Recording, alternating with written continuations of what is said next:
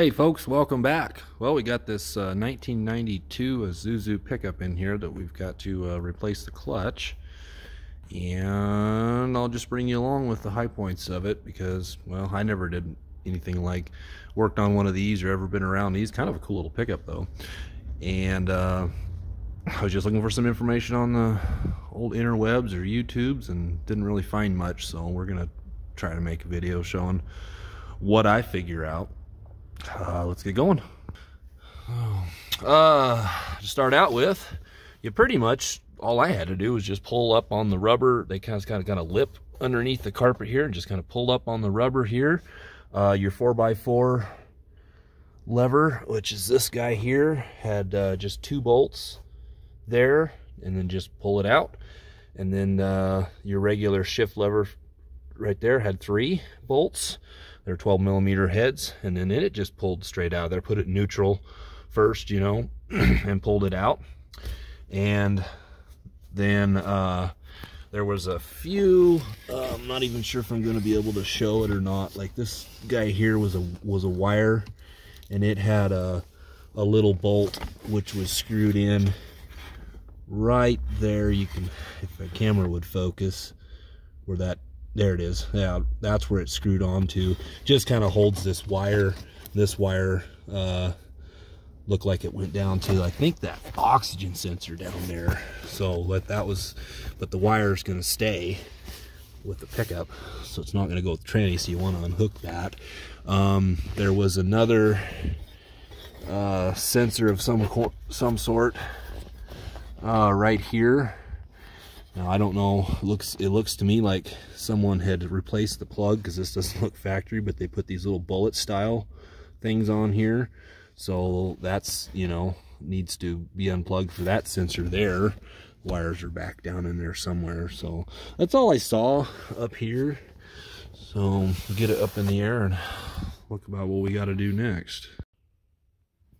All right, let's talk about the clutch a little bit here. A buddy of mine that I had talked to, who's been around these a lot more than I have, said, oh, that might have one of them pull type clutches where I guess the throwout bearing like clips in there and it like pulls instead of, you know, traditionally how it, but that's not how this is. I mean, here's the throwout bearing and intermediate disc, not really anything different, but it looks to me like it just rides on here and pushes these fingers in just like a traditional, you know, clutch that I've seen.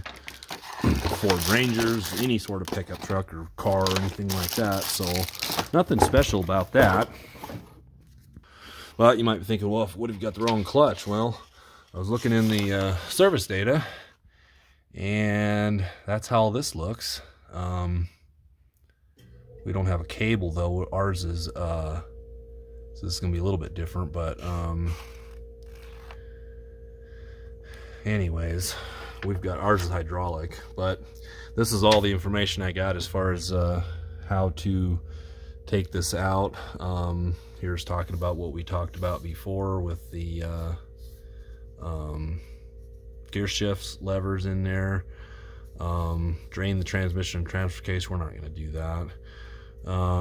Move the skid plate, remove the front and rear drive shafts together. I don't really know exactly how they mean by that. We'll see what that is. Remove the starter, disconnect the exhaust pipe. I did see that's going to be in the way, so we're gonna have to remove that a little bit. With the engine supported, lower the transmission, remove the, oh, that's just, you can lower the deal down, just get your top bolts and stuff out of there. And then there's the speedometer cable. I found that on the back of the transmission, and it says a ground cable. And then disconnect the rear drive shaft at the rear axle and remove the center bearing mounting bolts. This is what I don't understand. Like, that all makes sense to me, but this part right here was move the front and rear drive shafts together. I don't know, but anyways, then it says just pull the transmission and transfer case backwards to clear the clutch assembly, tilt, you know, transmission downward, remove the transmission and transfer case as an assembly. That's how I pretty much would have done it anyways. Mark the pressure plate and flywheel for installation reference. Yeah. So anyways, that's Now this thing belongs on a like a cattle feedlot, kind of like a dairy or whatever. So it's very caked with mud, so it's gonna be a fun one. We got, believe it or not, I got a lot of it chipped off of here. So yeah, let's go over underneath here what we're possibly gonna need to do. All right, so I'm gonna try my best to show this. What makes sense to me is on this rear drive shaft is obviously there's bolts that we can take off, you know, to get it off the rear axle. There's 4 bolts underneath all that mud. And then there's those 2 bolts right there for the carrier bearing. And I would hope that this thing is splined and would, I just dropped my light, cool, would slide out of the back of this as a whole, as the whole piece kind of slides out, because this doesn't come out. That is part of the frame.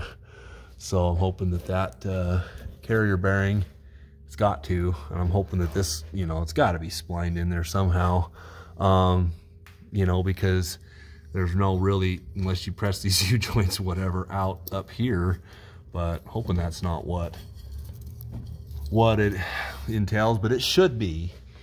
So you can see that the exhaust from the right hand side, since this is a V6, you know, comes here and it curls around this way. Well, that's gonna hit. That's not, the back of the transfer case right here at my hand. We only got about, what, 3 inches. So that's gonna hit. So what we're gonna have to, and obviously this is gonna be in our way. So we're gonna have to take it loose from right here. And then we're also gonna have to take it loose from right here. And that should be able, I would hope that we could leave this kind of together. We might have to take it loose here and pull that thing out of there, or at least back enough up here as possible. Might have to take these bolts off of here so that we can let this kind of come down, and then this can, you know, piece can come out, hopefully all together. I don't know. I'm gonna learn a lot more when we get this skid plate off. This is a skid plate we need to get off of here. As far as the front drive shaft goes, I'd like to just leave it attached back in there for right now, but I see these bolts right here, so we can get those off of there, and then this will come out, you know, and then we'll have to get the transmission, you know, jack up in here somehow. We may even have to support the transmission, get this center cross member out of here, because there's not a lot of room in between this part and this part, that I think my transmission jack might not even fit in there to get up in the transmission. I don't know. So I may have to do that. But if we have to support the back end of the transmission with another jack, get this out of the way, and then get the transmission jack up there, I'll do that, and then I'll bring you along on each step. I'm not going to film the whole thing, or else this would be like a, you know, I don't know how long this is going to take. I mean, normally it takes you, you know, regular 3 to, depending, like this is a Ford Ranger pickup, you could probably have this transmission out in an hour. I know that because I just did one. Anyhow, but yeah, this would be a really long video if we did it that way. So that's all I'm thinking there. Then later on we're gonna actually do these CV axles, because these boots are ripped. So we're gonna replace those. I might show how to do that. Yeah, anyways, there's that wire that we took loose from up in there that I showed you that went to this oxygen sensor. I've never seen a 1-wire oxygen sensor. I don't know how they work. But so anyways, that's all I think that need. Oh, and the starters up in there. It looks to me like there's at least, I don't know, get some mud clear. It looks like there's 1 bolt going this direction.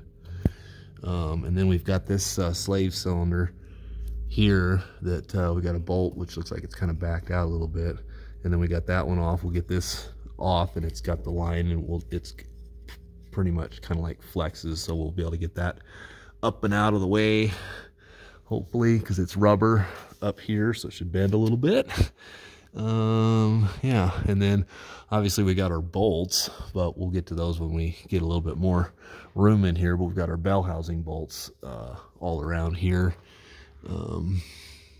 Anyhow, yeah, it looks like the starter's actually mounted to the bell housing of the transmission, so yes, it's got to come off.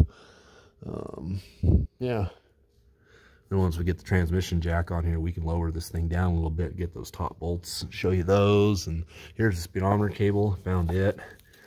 I don't know how it comes off for sure, but I think once you get it clean, I bet you this is kind of like a screw, and you just, or a thumb steel, and you just kind of undo it and spray some penetrating oil on there, pull that out, and away we go. So anyways, yeah, we'll keep right on going.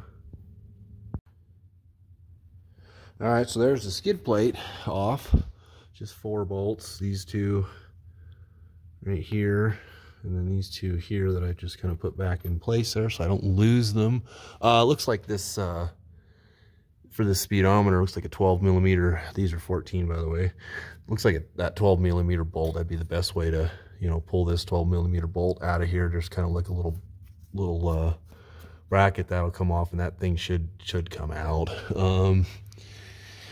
The hardest thing, did get to the back side here. So there's bolts here. You could take this driveline completely out. I think I'm gonna just try leaving it in there and on. I don't know. There's another sensor clear back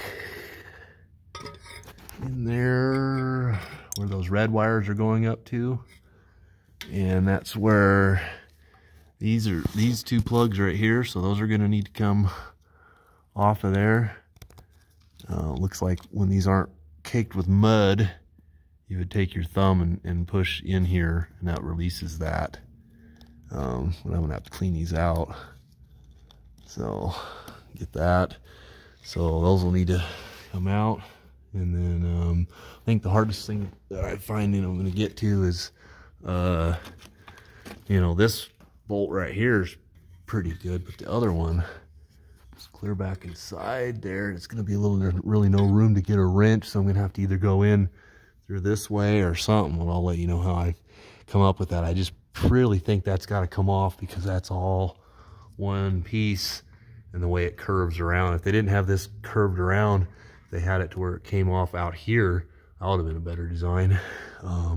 Obviously it's held on with this band, and we'll have to pull like a bolt or something off right up there. Yeah, that looks like a bolt to me. So that one right there. And get that whole piece out of there. Because and now if we can't get this off, then the other option is to go clear up there on the manifold and get those 2 bolts up there and pull that whole piece out. I don't want to go clear up there, but we'll see how it goes. Okay, so that is how you got this little bracket, and then I got this little 12 millimeter bolt that, you know, that bracket goes right around here. It was kind of stuck with this O-ring. I kind of wiggled it back and forth like this, and then stuck a little screwdriver in between, and then it just you know, in between right here and in here, and just kind of help work it out. See that O-ring right there? And then it did leak some oil, so I'm gonna pull this out, and then I'll probably get like a plastic bag or something like that, stick over this, so that when I tuck it back up in there, it don't get all dirty, and then get a rag and stick in that hole there. So anyways, this is kind of how that bracket went on there. You know, the bolt's not tight now, obviously, but I'm just sticking it back in there so I know where it goes. Stick a rag or something in there. All right, so I got these exhaust bolts out. They look like this with that spring there. Came out pretty good. I was able to get a socket.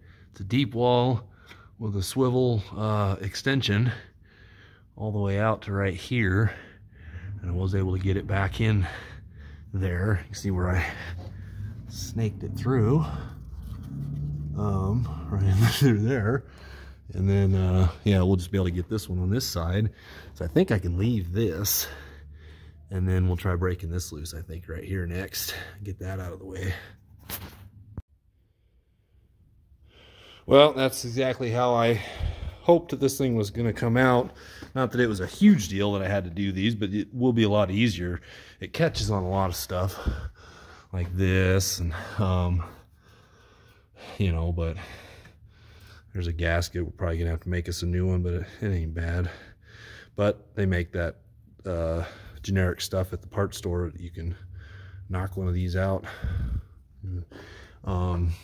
Anyhow, there was a bolt went up through here, which was like that, 12 millimeters, had a nut on the other end that went through here, and then it was just these deals, the way they came out.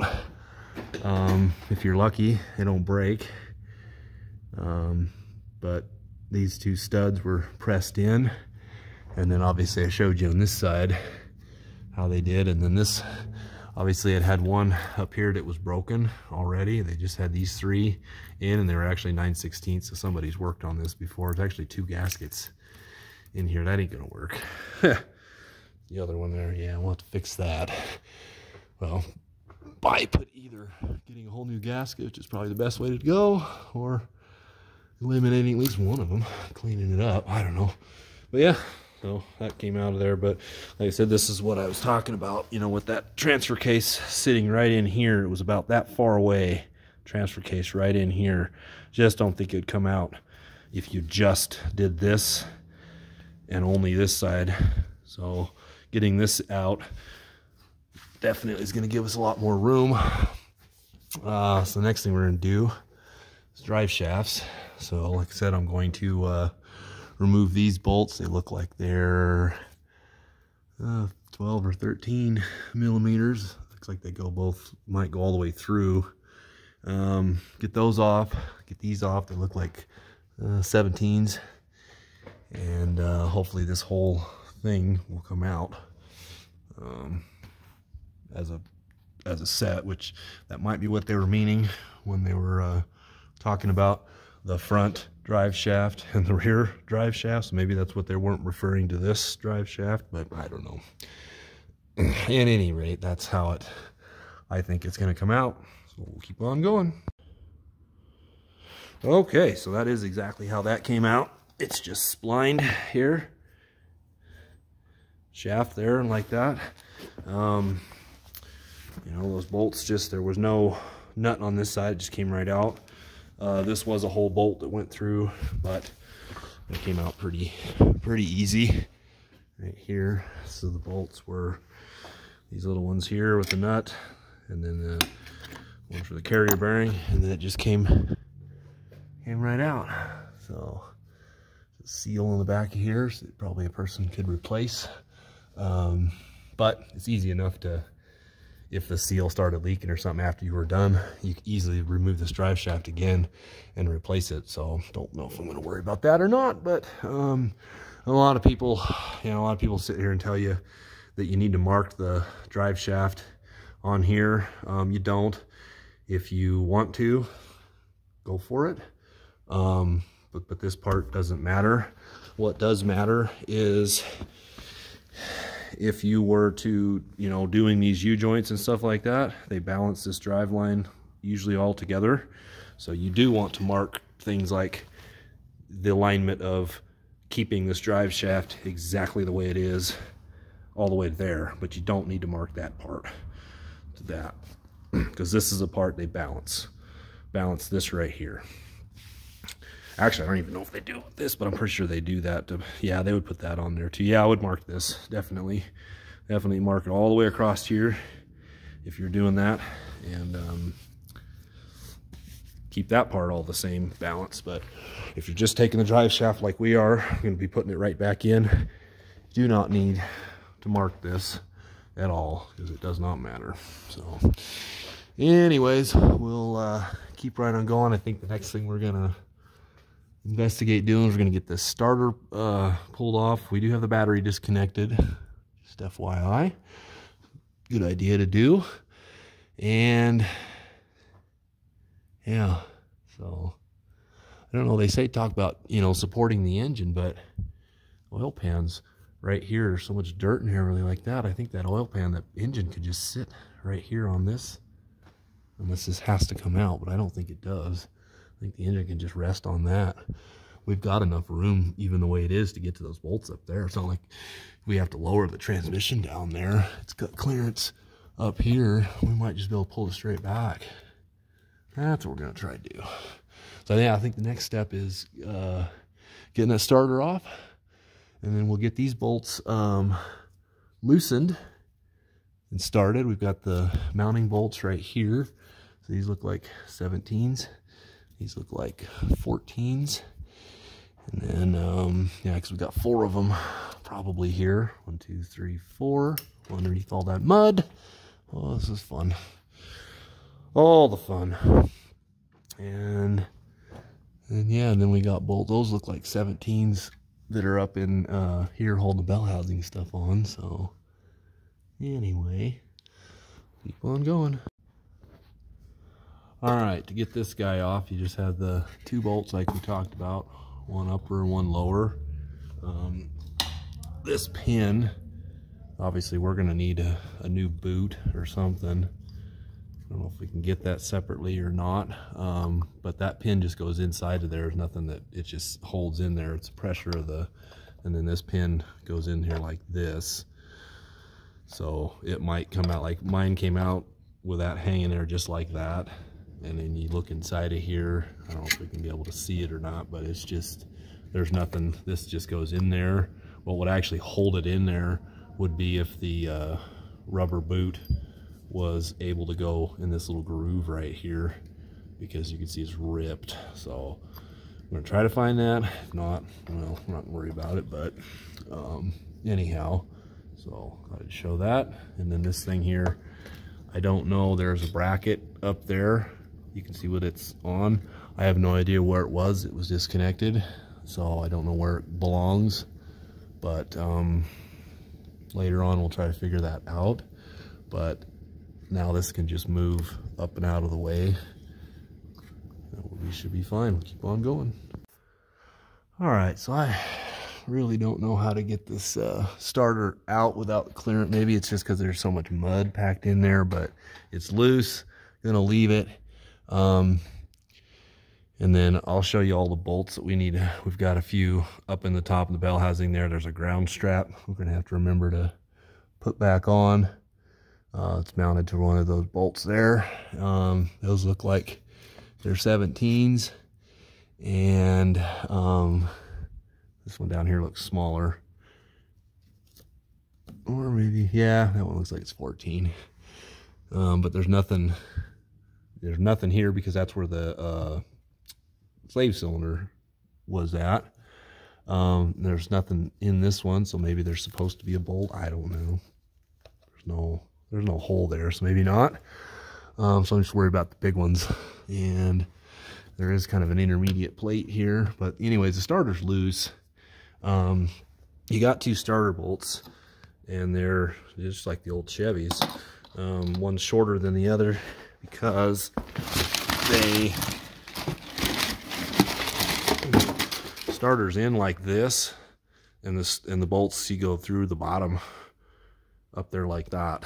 So exactly like that. They were 15mm headed. Got one of them, or the little shorty guy with this, and then I took the extension off and did the longer bolt. So I got that, but it's loose. We are replacing the starter, but once I'm not going to fight with it, figure out how to get it out of there. There's got to be a way, but it's going to come out this way when I pull the transmission out. So as soon as I get the transmission out, I will disconnect the starter wires and all that stuff. It'll come out this way, because right now I can't get it pushed forward enough to get the starter drive out enough to get it like down in here where I think it could come out if it was able to do that, but the starter drive's still in there. I don't know, there might be a way, but I don't know it, and I'm not going to worry about it. So Yeah, keep on going. Yeah, some people are like, oh yeah, it's got to be pretty nice to work in your shop. You don't got to work outside in the dirt, except for sometimes when you get a vehicle that pretty much just brings all of the outside in. Just as well be trudging through the dirt. All right, so we're almost ready for this to come out. We've got just 2 bolts left in there, up in here. They're 17 style. Got one here at the 9 o'clock position, the other one over at the 3 o'clock position. There's 4 bolts up on top, so there's 2 on the left side. You get one up very top, one right here. You go across, and I'll show you the bell housing when we get it out. One up here and one up here. Got all those out. I got, these were 2 bolts, one here and one up there, and they went through. They had a nut on the back side of them. That was these 2. These were the other 4 17 millimeter headed bolts that we took out. I just have 2 bolts on either side here of this cross member because, well, I don't have, even though it's I've got this lift, I don't have the tall transmission jack yet, so I use just a regular one. So now I have to lower this vehicle, and then we're going to use a floor jack. We're going to support this, and then we're going to remove this cross member. I've already got these nuts taken off for the transmission mount. You can see you can push up on it, and it's loose. So yeah, and we'll remove this cross member, and then I'll place the transmission jack in here, and then basically we'll just be taking out the these other 2 bolts here and pulling this transmission out. There's not much more left at all. That's it. And then I'll show you everything when we get it apart. Okay, so I didn't have enough room to do the, you know, I should have thought that this was going to be, I didn't want to run my transmission jack backwards, so we didn't have enough room for the floor jack to go underneath here. So what I did was just raise the transmission up, remove the cross member here. Just got mud just caked all over it. Can't even tell there's a cross member there. And then I just took this big long pry bar and stretched it across here to the up in the frame here, and then resting on that I think it's probably like a torsion bar or something like that, just resting here on the tail shaft. And yeah, it's holding the transmission. So now I can get the transmission jack up in here, get it strapped onto the transmission strap to the jack, and then remove them last 2 bolts and pull it out of there. Well, that's exactly how it all came out. Anyways, here's the throw out bearing. You can smell the burnt clutch in here. So, I mean, here's your lever, you know, that would push. That's how that had actuate there. So, throw out bearing just comes in contact with these little forks here. There's a little plate right in here. It kind of got caught on something that was bending, but we should be all right. But anyways, back of the engine didn't even move. It's just resting, probably resting a little bit on the oil panel for some reason, or it's just kind of the motor mounts are holding it. There's not much any weight back here. There's that ground strap. It was in this bolt right here, so I'm going to tuck it up here so it doesn't get pinched in the transmission when you go to put it back together. And just remember to do it. This bolt right here was threaded just like these are, except this one over here was a little bit longer and it had a nut on the back side of it. I was able to just loosen it with an impact gun on this side, and then it just spun, and then I just stuck my finger back here and I just grabbed the nut. Heck did it go? That was it here. So, and then like I said, I already explained those 2 small ones there. All right, so the next thing we got to do is get this clutch pressure plate off. So we've got these bolts all along here. There's probably 6 of them. Yep, 6 of them.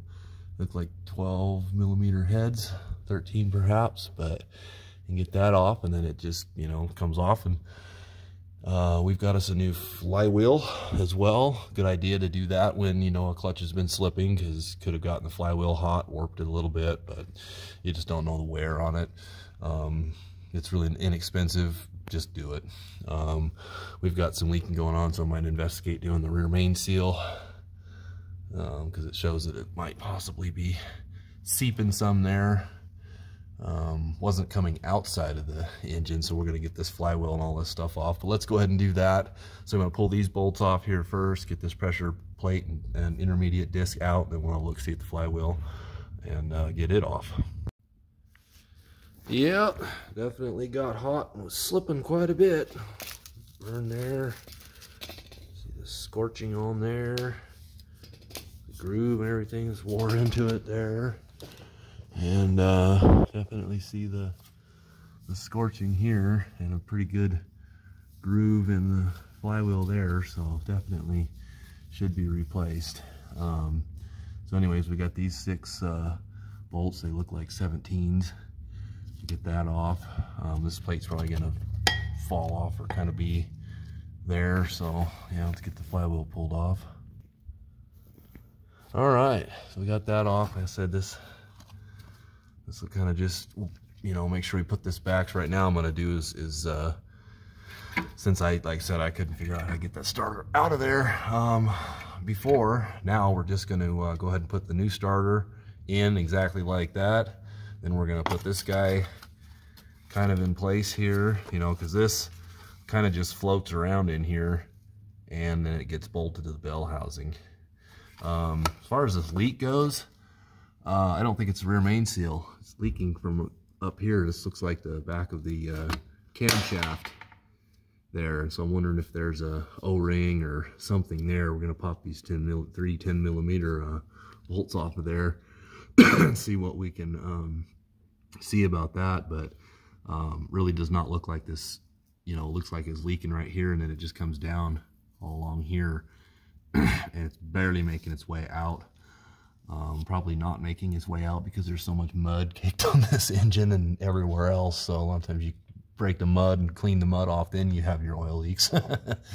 Yeah, anyways, I'm gonna do that and we'll just keep on going. All right, so what this is just an actual paper gasket style deal, and it stayed all intact here. I'm not gonna, I kind of looked around just at a couple of local part stores, and I didn't see it, or they didn't have it, or it didn't even really come up. But anyways, it's not leaking that bad, so I'm just gonna run a thin bead of silicone all around it, and that should be totally fine. As far as the rear main seal, it looks great, so we're not gonna replace it. One would say, yeah, you probably should, no matter what, but sometimes in this day and age with the quality of some aftermarket parts, I'd be more apt to believe that the seal might leak by putting a new one in, versus this seal, which I don't think is leaking. I'm not sure yet. I'm going to see if we can source one, but if it does need to be replaced, it looks fairly easy to, you know, like you can drill a small hole and get some kind of a pick or screwdriver or something into it. Just don't nick the crank, obviously, and get it pried out of there, and then get it all cleaned up, and then just install a new one, and just take something of this exact size, or, you know, go all the way around it. See how, you know, you notice how far it's in, you know, and just kind of tap it in there. But I'm gonna see if I can source one, depending on who makes it. Then we might replace it, but other than that, we'll just keep on going. Well, anyways, that's that. And you know, obviously reverse order of the way you took everything apart. There's nothing out of the ordinary as far as any of this that we did. I wasn't sure about it because I had never worked on one of these before, And so here I am, just, you know, showing you basically what's needing to be done to get this job done. And then later on we got a little bit more stuff to do with this pickup. We got the CV axles in the front here to do, and we'll get in that. I'll probably film that. So hopefully this helped you out, and thanks for watching.